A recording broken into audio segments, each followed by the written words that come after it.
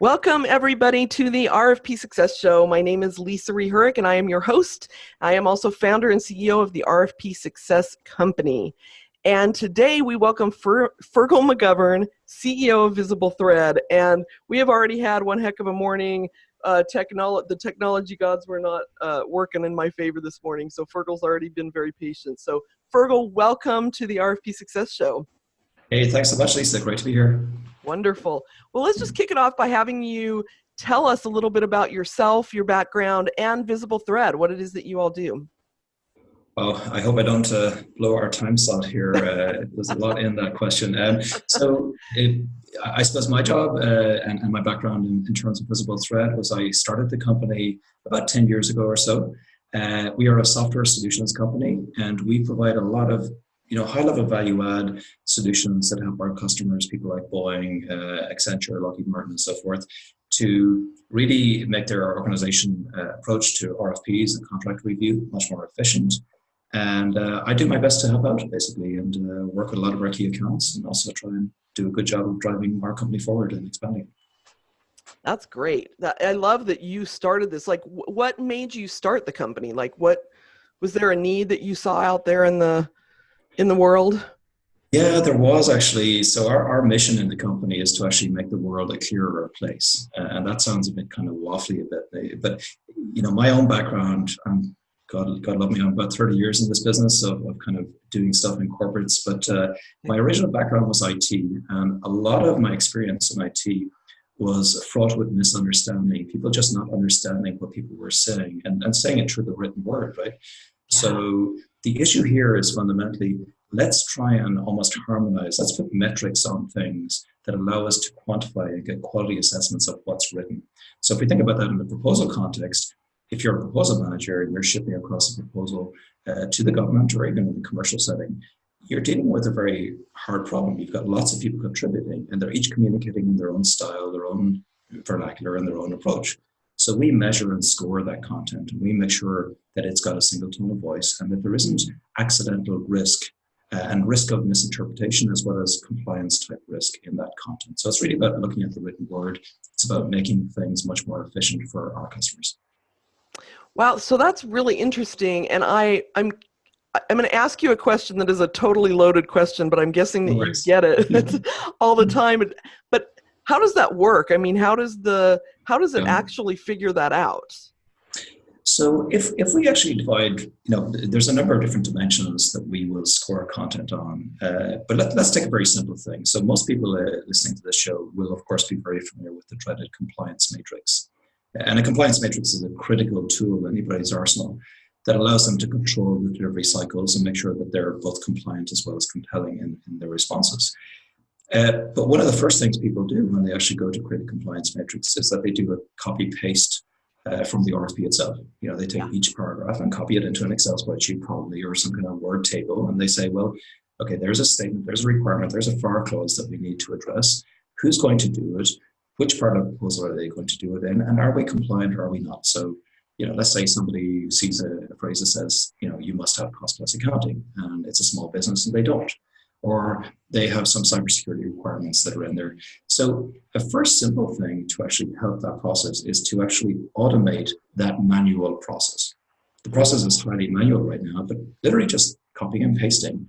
And if you think about it, how many hours do people spend doing very routine, non-thoughtful activities such as copy-paste, right? It's a lot.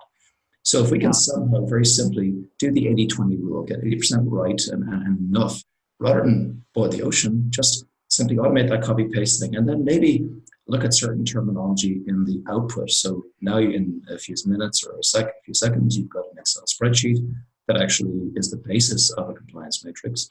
Then wouldn't it be interesting to actually flag certain terminology that could be risky? For instance, indemnification clauses or bond clauses, etc. So again, it's not deep stuff in one sense. It's quite simple, but actually it's very, very tedious to do manually. And as a vendor, what we try to make sure we do is actually do a job really well, but get out of your way so that you can carry on your normal process, your normal procedures. We don't want to rule your world. We don't want to kind of be a workflow system. That rarely works in my experience. Workflow is really tough because nobody likes workflow. I don't want to be told what to do. And what happens if I go on vacation for 3 days? Right. God forbid I actually do that, but if it does happen, right? So you have to have a non-brittle system. And when you're building software solutions, that's a key part of how you design systems. So how do we do it? We do things like that very simply. We look at acronyms. There's clever ways to look at acronyms. Are they defined well, or are they defined consistently? Is there an occurrence of an acronym before the first definition or not? I mean, this is really tedious stuff, and human beings are not good at that. Readability analysis, that's a really interesting one. You can actually score writing so that you can get a score that helps you understand, if I'm getting feeds from 5 different subject matter experts, do they have the right grade level? Grade level is a very simple metric, well understood, academically shown thing. It's in Microsoft Word, it's already there, but the problem is that it's hidden. And it's really hard to do it quickly. So there are better ways and better visualizations to give you this data to allow you to move on and get the job done. So it's not thinking on your behalf, it is raising the visibility on the risky areas of the proposal cycle, or indeed on the flip side, the contract cycle. Contract officers will use our to identify flow downs and FAR clauses that really are sensitive, cybersecurity, IP matters, all kinds of stuff. And there's always FAR clauses that are really important. And then there's FAR clauses that, hey, we're already compliant, we don't care about that. But, export restrictions would be a classic that you'd always look at. So it's kind of various mechanisms for doing that kind of stuff, but doing it in a way that complements the workflow, but does not impose workflow on you, because workflow is human behavior stuff, and changing human behavior is not an easy thing. Right. And I love what you said there about kind of keeping it simple. It's not hard stuff. And, what we teach here is, most of what I'm going to share with my clients is not difficult stuff, right? It's a lot of very simple steps. What makes it hard is that there's 1,000 of them. Right? There's 1,000 steps involved with the RFP process, and doing all of that stuff within the dedicated time frame with an RFP that you're still trying to even comprehend what they're asking for. And so I love that simplicity of it, that it doesn't over process and it doesn't over complicate things, but it helps because, I would guess from a time perspective, it really helps people better manage their time and get some time back, because I know, from some of my large clients, the amount of time they spend on peer review looking for those acronyms and making sure that words like healthcare are consistent, 2 words or 1 word, all of those kinds of things. So right. And actually, to that end, we do an annual users conference, and we had a fantastic event in May, or in March, of this year in Virginia. And, we had well in excess of 150 people attend that conference, but we did a quick survey, and we actually asked the users, what kind of value, what kind of efficiencies are they getting from the solution? And on average, the response came back as 66.7 hours per proposal turn. Wow. Right now, this is pretty major. And then they were assessing what is the average P-win improvement. And they're assessing their P-win improvement as 9.8%.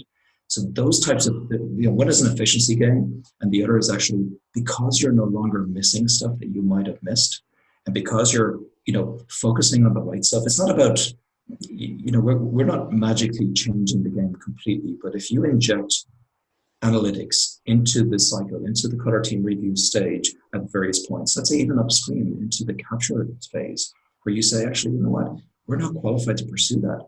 I'm not going to drop a lot of effort and energy on this, but in fact, we really should be focused on this initiative or that pursuit.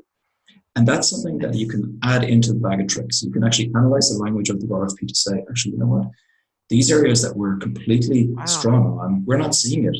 So what the heck are we actually chasing this for? And there's a lot of subjective kind of viewpoints, particularly with smaller businesses, where, let's say the CEO or the senior leadership happens to have a relationship, and they say, yeah, we must go chase this. Nobody has any defensibility on it. Now, if you run the rule against the actual RFP and you say, well, actually, okay, that's fine, we can do it. But guess what? They're not talking about, whatever branch of engineering that we specialize in at all. Maybe there's a bit of a mismatch here. And I know as a smaller vendor, that's a big part of our stuff. The key is not to bid the silly stuff. Right. Because you'll drop so much energy and time in it. And that's that kind of bid decision. But analytics can really help that. Language can really help that. That is, that's really interesting that it can be part of that conversation too, because so many of my clients, particularly, maybe not the big large ones that have been around for a while and they know they've got some strong assessment criteria, but some of the more mid-sized, they don't really pay attention. They get an RFP on their desk and they're like, oh my gosh, the title looks great, let's go for it. And so it's really great that it addresses that too. So that leads me to a question about size. And when you introduced yourself, you talked about some of your very big clients, very impressive list of clients, but for the smaller, more mid-sized businesses that might be listening, I don't want them to just dismiss it. Do you work with companies of all sizes, or is it just the big guys? We do, but you really have to look at it. And I suppose in one sense, we're kind of, look, if you're really serious about winning business and you're looking at, a small vendor or a small organization, let's say they win, we have one example of a company called BVTI, who are a small business, and they cited the example of them using the compare capability. So we have a compare capability in our solution that allows you basically to take an RFP, just stuff it in, and then if a revision comes out, the problem is that if you use Microsoft Word for that kind of thing, it will force you through a kind of a comparison of pains, and it's a visual overload affair. All you really want is you want a very simple report which shows you the difference on either side of the fence, right? Yeah. And anybody who's grappled with Word to do that will realize that you've got to take out your pen and paper and say, well, actually, that's a font change. I don't really care about that. I can't clearly see, the strikeouts, there's ads. It's all combined into one messy view. Instead, what I want is I want a very simple spreadsheet. I want the left, I want the right, and then I want to be able to action certain things. So if you can take a 150-page doc and do a comparison like that in a couple of seconds, and then use that report that comes out of our solution as the control point and as the control mechanism, it's almost like a compliance matrix of types. So why am I regaling you with this, and why am I boring you with all that detail? No, it's good. It's because that particular customer who spoke at our users conference, actually not this past March, it was the prior March, and it was a fantastic use case. They were bidding on a very, very strategically important bid. Now, it was a multi-year bid. They had been working years on actually the prep work of this and getting it teed up. And they had 6 days to do turnarounds on revisions. This is over a holiday period. It was kind of over the Christmas period. Of course. The usual stuff, right? I mean, okay, we're working on this months, if not years, and all of a sudden, bang, the feds come back and they say, well, we want to, we don't care about holidays, whatever. And they had 6 days to turn this thing around. And they were being asked to itemize every difference in the turn time, and they were given a revision of the actual RFP, and they were asked to actually show their revisions as well as reports. So the assessment here was going to be when they actually figured out the amount of time it would take. Now, this is it post the event. So the 6 hours, one of the people in there said, hey, you know what? We can do this. We've got VisibleThread. It can do compares. We can compare not just their docs, we can compare our response, and we can actually give them back the reports that they need. And they won that contract. It was a 30 million outcome for them. Nice. Win. And multi-year contract, a very strategically important win. Now, did they spend money with us to buy our software? Of course. Of course. Was it $45 a month? Absolutely not. Right. But it was just basically something that so I always answer the question, how important is it for you as a small business to win? What is your strategic objective? If you're a small business, VisibleThread becomes quite strategic. If you're a larger business, it's helping the operations element of the business in both the sales and the marketing side of the fence. So our large customers, yes, it becomes, typically we start out in kind of pockets, different sites or different kind of divisions in a large company, but we'll start to spread, and then of course it becomes a more corporate kind of standardized approach. And that's kind of our typical cycle. And yes, of course there's money involved in that, but you get what you pay for. We've got a very heavy staff of engineers, we've got support staff, we've got overheads. We're a business. We're like any other business, and we've got overheads. So we need to kind of, and we do a lot of QA and a lot of cycles, and we'll release new revisions of our stuff, at least once, if not twice a year, and that costs money. So, right. And people can go and do what we do, or attempt to do it, certainly by doing Excel macros and by doing Word macros, and that's more part of them. But I'm always heartened when I see a prospect that's talking to us and they tell me that they've written all these Excel macros. That makes me feel very happy, because I know that they realize that they can't keep spending money on non-core activities. Because writing Excel macros, fine, you can do that, but it's a bit like, do you want to build everything yourself, or would you like to kind of use best of breed stuff? And I hate to use that phrase because it's a real trite phrase, but best of breed is actually a useful approach. And we think of ourselves in that way. Well, yeah, and it's really interesting when you start talking about expense because we obviously have the same thing, even though we're a service versus a Yeah, product. I mean, if somebody comes to me and they're looking to bid on a $5,000 RFP, well, exactly. probably not going to hire us, right? But Exactly. at some point, the amount of time and resources and all of that adds up that you don't necessarily see. So sometimes the business owners are like, well, this is an expense up front versus all of that time and frustration of losing over and over and over. Or the other kind of non-obvious cost is the cost of your employees' frustration and Yeah. demotivation and burnout and all of that. So Yeah. that's really good.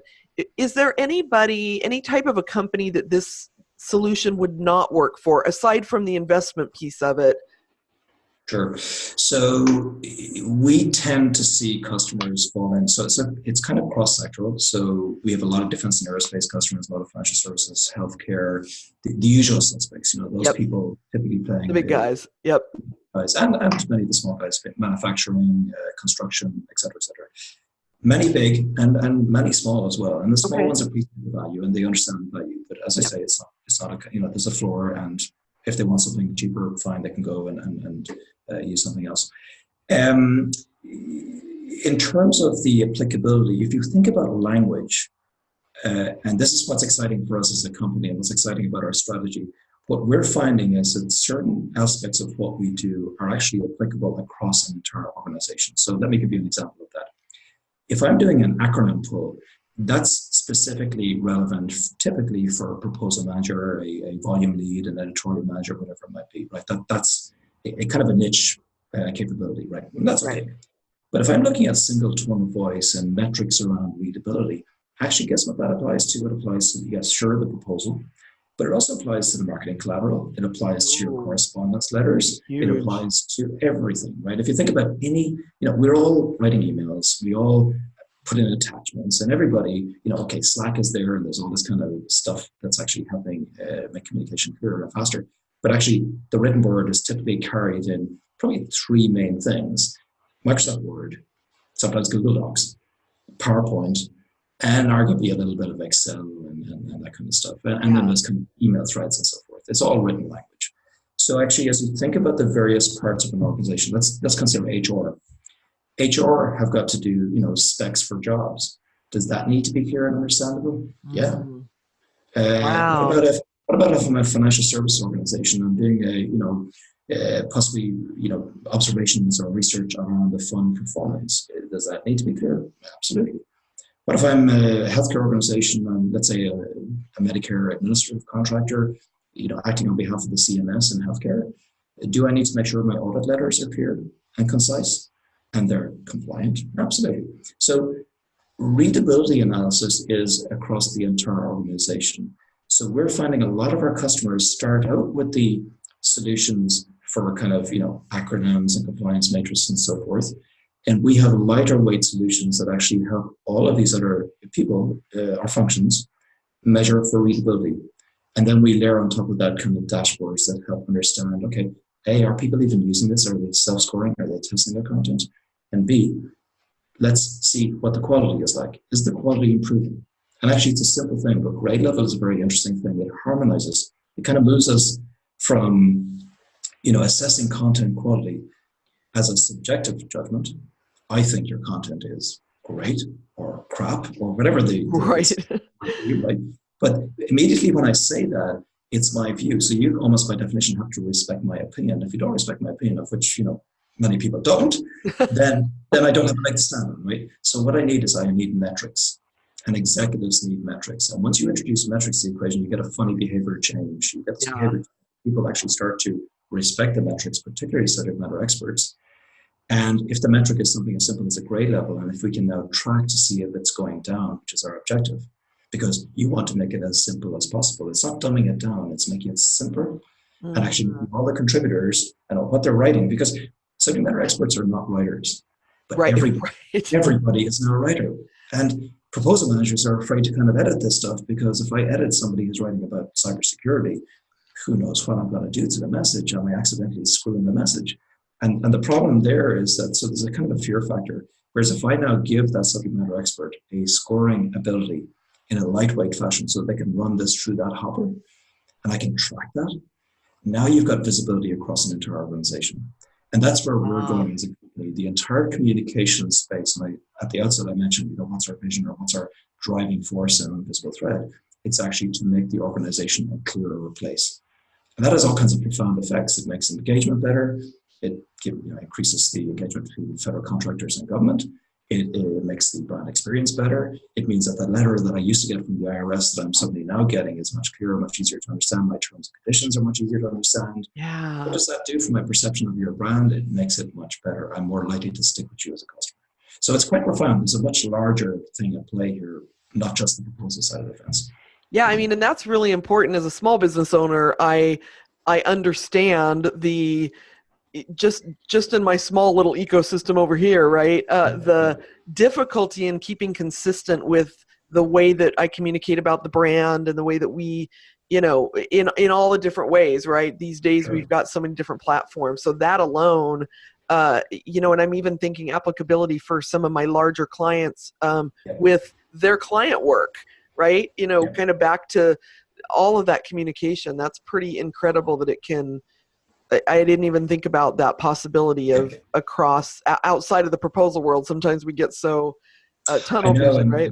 No, for sure. And I guess it's really interesting. We've kind of, evolved into that positioning because our customers have told us, hey, you know what? We actually have a much bigger problem, a much larger problem outside of just that, proposal coordinators, proposal managers, volume leads, they have issues. But actually, when we get into it, the issue at its core is one of communication across all the players. Nice. And then you're kind of widening that whole remit. And that's been very interesting for us. So the last 3 years for us has been largely around actually going towards that bigger, larger direction, which is kind of jumping off the platform of kind of proposals and actually widening that whole spectrum. Interesting. So, and that leads me to another question. Sure. When people come to you, what is their biggest problem that they've got that they're like, oh, we need solved for this? It's a great question. There's probably a variety of drivers. It depends who's coming to us. So people in contracts have different motivations. That's primarily a risk driver. A contracts person, and we've heard this many, many times. We've had many customers who are now customers who no longer have the problem, thankfully, but their original, kind of motivator was, yeah, you know what, we went and pursued this whole thing and we didn't catch that warning signal up front. And if we had, we would never have gone down this road. And that can cause two outcomes. One is they pursue it and they win, which sounds like a good outcome, but it's actually not a good outcome because they take too much of a hit and their profitability just is gone. Right. They don't make profit on the contract. Yeah. Because in the end, they end up, let's say it's a technical requirement that they happen to miss. Suddenly they're left with, oh my God, how am I going to actually fulfill on this? I mean, the sales guys are happy because they're getting their commissions, but the issue actually, the program delivery side is the issue. And one of the other drivers for me kind of creating this company was, I'm a startup guy back, in the old days, but it's actually stuff going wrong. The stuff going wrong happens an awful lot, particularly in the IT side of the world, because you can't visualize what it is you're building. And then, of course, you get something and you didn't quite expect it.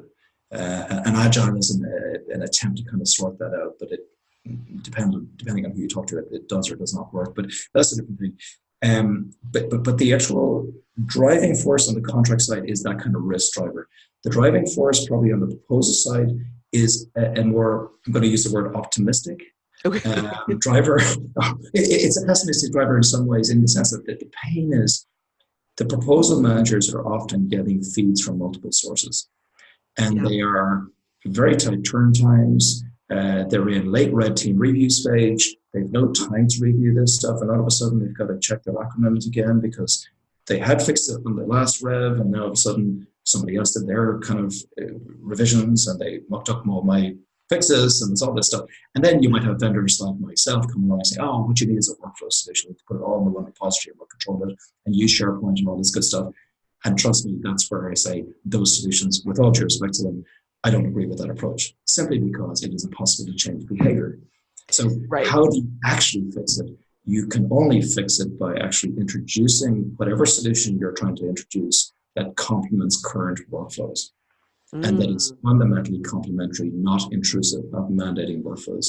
So in that case, proposal managers are coming to us and they're saying, look, this is our workflow. This is what we're doing. How can you help us get single tone of voice? So single tone of voice is a big driver. Okay. Compliance matrix shreds is a huge driver. Okay. Because it's so painful. It is. It's just so painful. And what we're not trying to do, look, there are solutions out there that will say, okay, fine, we'll do your compliance matrix, but first you have to tell the system where the headings are. So firstly, I'll ask you to tell me where the headings. So mark up the headings, 1, 2, 3, 4, and help me understand. Now, what's happening there is that you're teaching the system how to interpret what is actually a heading, it's a second heading, and so on and so forth. We do not believe in that. And the reason we don't, and we're very unambiguous about that, because nobody, actually I won't say nobody, there are certain people who will make that effort.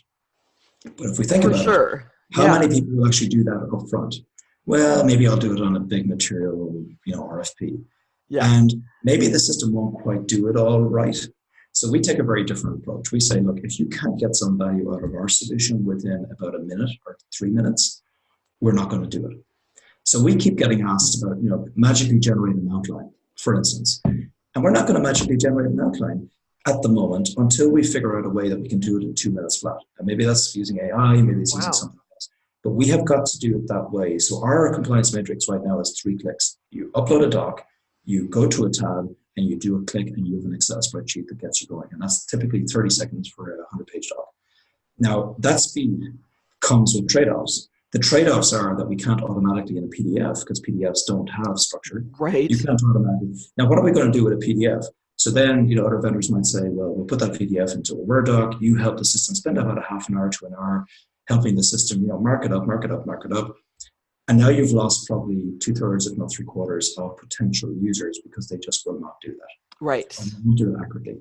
So our trade-off is always make it the simplest possible set of steps to get the most value from it, as opposed to make it so-called sophisticated. Because if we make things sophisticated in IT land and it's software, there's trade-offs. Now, certain users will love it. But the reason that we're expanding pretty fast is because we're actually taking that 80-20 rule of mantra to heart. So everything we do, acronym checks, same thing. Upload a doc, press a button, there's your acronym list. And we're using a lot of smart stuff in the background, but it's clever stuff that actually is generally right. Because IT is dumb stuff, right? And we use a little AI and a little bit this, that, and the other machine learning, but it generally works. And of course, the benefit of being 10 years in the business is that it generally works pretty well. Right. Our first version didn't generally work pretty well, but that was the first version. So that's what it is. It's always a little bit of evolution. I love that you can admit that. That's funny. Well, any vendor that doesn't admit that on the first version is just crazy. Yeah. Exactly. I love it. So, when I'm talking to my clients and we're talking about potential solutions for how to make their lives easier, one of the first questions that I get, and you kind of alluded to this, but I want to ask this anyway, because you guys probably get this question all the time. Well, technology just makes things more difficult. Like if we add in a technology, we need a dedicated person, or we need, how do you guys rebut that question or answer that question really? Well, my first statement is yes, it does make life more difficult. Many technology solutions 100% absolutely do. And look, we're a tech vendor, so but I'm not exactly kind of a 20-something-year-old, not to give away my age, but you never guess. But the reality over the years, and what I've learned to my cost, is that it's not to my cost. What I've learned basically is that behavior change, and I've alluded to earlier, behavior change is hard. So you have to adopt tech solutions that require little or no behavior change. If we think about anything that, everybody uses an iPhone or an Android phone or whatever, flat screen thing. If the user interface and if the interaction design isn't really crystal clear and on the money, it's going to be hard to adopt that. So a very simple example. In very early versions of our solution, we had a compliance matrix capability. It was there. I mean, tech-wise, it was all there, right? But the way you got to it was that you uploaded a doc, but instead of hitting a big fat button that said compliance matrix or generate the compliance matrix, it had an export button. And then when you hit the export button, you knew that the export button was kind of hiding this compliance matrix thing. You click the export button, and then you did some jiggery pokery around the settings, and bang, you got your compliance matrix. So it's a learned behavior, right? Right. And you have to teach a person twice to do anything from a user interaction design perspective. You're in trouble from a design standpoint. If you show them once and they get it after that, you're okay.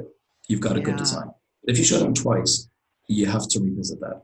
So we had to show people, twice, 3 times, 4 times how to do that. So we spent a lot of time and money and effort and user interface testing on those types of flows. Now, what does that mean? It means that when people adopt our stuff, the time to value is very short on some Nice. key core flows.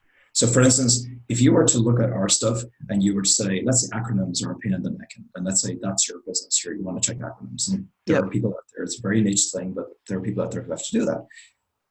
I guarantee you, you would be productive within 5 minutes, 10 minutes. Wow. Because there's a large button that says, hey, find me my acronyms. Yep. Yep. But that started out as being a link or a different kind of UI thing. So I'm not saying it's all UI, but a lot of it is interaction design. A lot of it is in how you design your interface. And then the other point about software solutions, particularly in larger companies, a lot of it is, are you actually mission critical? Are you designed for that? Are you easily deployed into a skip, for instance? Are you easily deployed into a larger environment? Will IT people push back on you? So again, look, you learn all this stuff as you go through multiple startups and you build products. This is just a learning thing. But and I feel for startups who have fantastic ideas, and the ideas are fantastic, and maybe the design is fantastic, and maybe what the tool is doing or product is doing is fantastic. But they don't realize yet until they actually bang up against the brick wall of IT saying, you don't do X, whatever it might be, single sign-on, you don't do single sign-on, can't have you. Or you don't support Red Hat deployments. Sorry, we can't do that. So because we had the benefit of doing, and when I say we, myself and my founding team, we came out of the history of doing startups. We had been through some successful outcomes where basically we learned this in the past. We learned how to do correct product engineering. We're not always right, but we're fast at understanding where we need to extend the products. And the product extensions, a ton of those are not in functionality. It's actually behind the scenes stuff. It's scalability, it's deployability, it's making sure that when we do drop this in, because many of our customers are doing defense and aerospace stuff, I clearly don't have a US accent, so you have no prizes for telling that I'm not a US citizen. So the idea of me touching, if I were to say, well, actually, trust me, this is fantastic stuff and you love the product, and let's say that was the case, and then I said to you, well, use our cloud infrastructure. The next thing they're going to, what is that, FedRAMP certified? Is it, you're a foreign national who's going to support this? Yada, yada, yada, yada, yada. Yep. So what's fantastic about our stuff is that it's behind the firewall, running away like Thomas the Tank. It's just running away. It's the little engine that could. Yep. And it keeps going. And it is in 7 of the top 10 US defense contractors. Wow. And it's doing its thing. And you only get there by actually heavy engineering spend, which is back to the price points and back to all the stuff that makes a successful business. And that's the difference between businesses or products that are easy to deploy versus not easy to deploy. 2 things, usability and functionality. And the second thing is actually the IT, the deployment cycle, and all that. Yeah. Stuff. Yeah, and it's really interesting because it is a big barrier, I think, to a lot of technologies where people are like, look, we just don't have the bandwidth to get that up and running. And that sounds crazy, right? What comes first, the chicken or the egg? But yes. And I love that brilliant comment that you said, and I can't remember how you said it, but that's certainly going to be a social media clip that we pull out, is that you can't change behavior, so the technology has to almost kind of meet people where they are. That's brilliant and beautiful thinking, right? Oh, I appreciate that. I'm getting showered compliments. That's a little embarrassing. Thank you so much. That plus, us Americans love accents because we don't really have them. So there you go. You'll captivate everybody over here anyway. You do. Appreciate it. All good. All right. So do you have any, and you kind of talked about a couple, but do you have any other specific success stories that you want to share with our listeners? Yeah, and it's a topical point. So we did a webinar earlier this year with our friends at Boeing. So it's on the defense side of Boeing, and that's been very interesting. They've been a customer. I'm going to say it's going back to 2013. So that's 6 years. And they are such good people and really, clever, bright people who really have a handle on what they're trying to do. But again, like most of our customers, even the big guys, most of the activity is manual. Okay, they all have Excel spreadsheets that have macros to beat them out, right?